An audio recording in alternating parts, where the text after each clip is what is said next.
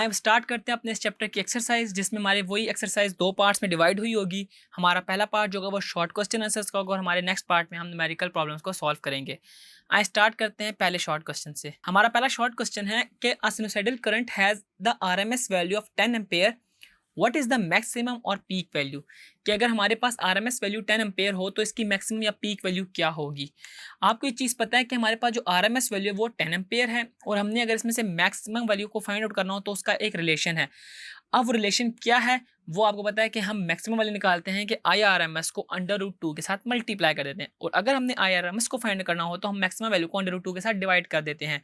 तो हम जस्ट यही कर रहे होंगे कि हमने मैक्सिमम वैल्यू निकालनी है। अगर हमारे पास आर एम एस गिवन है तो हम 10 लिख के √2 से मल्टीप्लाई करेंगे और हमारा आंसर आ जाएगा 14.14 एम्पेयर, और ये हमारे पास मैक्सिमम करंट है। तो इस तरह आपके पास एक शॉर्ट न्यूमेरिकल टाइप भी बन के आ सकता है, जिसमें आपके पास मैक्सिमम वैल्यू देके आरएमएस की वैल्यू पूछ ले या आरएमएस की वैल्यू देके मैक्सिमम वैल्यू को पूछ ले।